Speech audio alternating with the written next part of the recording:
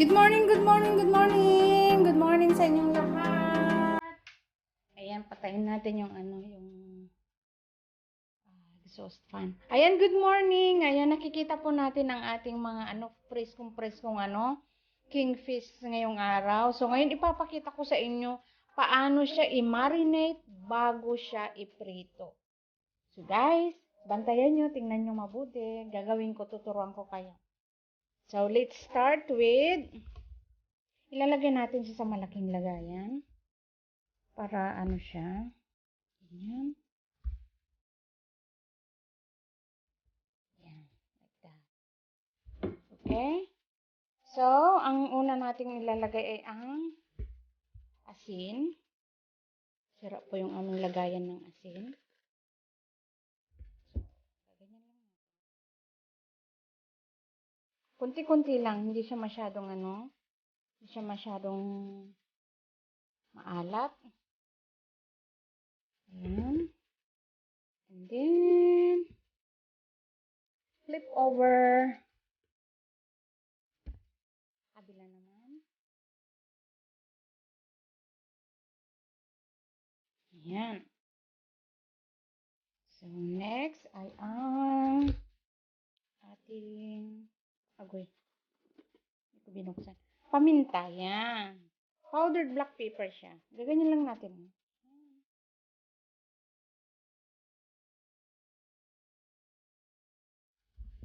Balik ka rin lang ulit natin.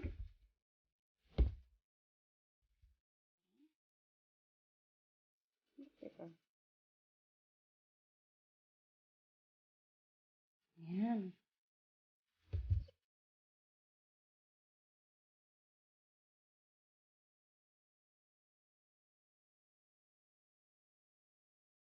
Ayan, natin yan siya, iiwan natin siya ng at least mga 30 minutes para ma-absorb ng isda yung paminta at saka asin na ating nilagay. So, sa isang lagayan maglalagay tayo ng 1 cup flour. Ayan. Lalagyan din natin siya ng 1 teaspoon na paminta. Lalagyan din natin siya ng 1 teaspoon na turmeric powder. Ayan. At saka asin. Ayan. So, ito ngayon, imimix natin siya na para pang-coat natin mamaya dun sa isda.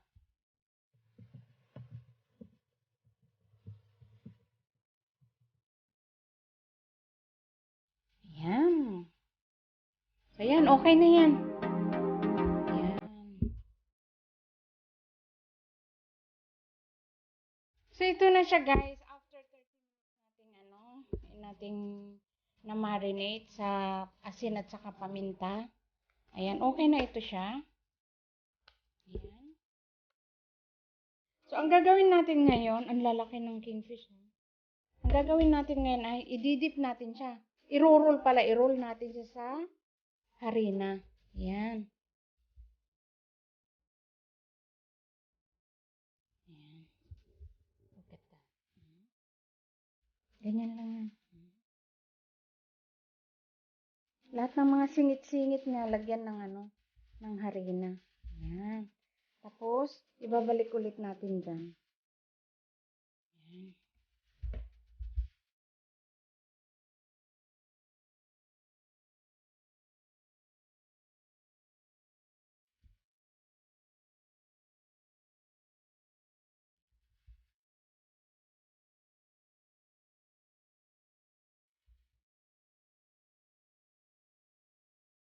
Yan. And then next, ito.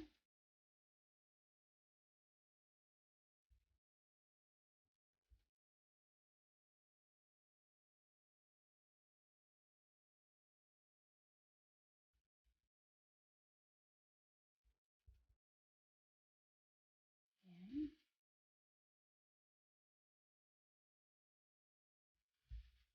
And then the last one.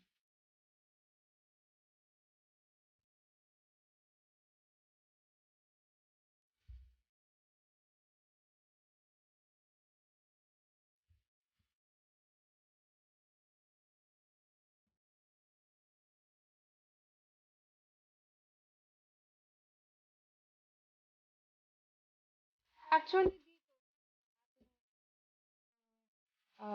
mixture na ito, pwede niyo i-option yung ano, yung cornstarch or di kaya corn flour.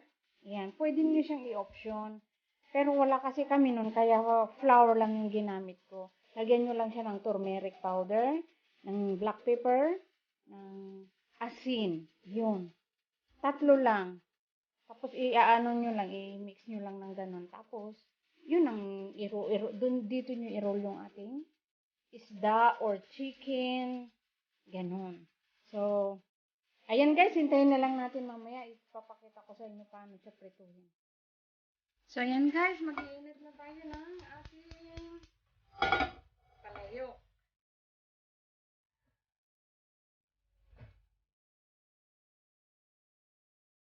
At lalagyan natin gagamit tayo ng corn oil.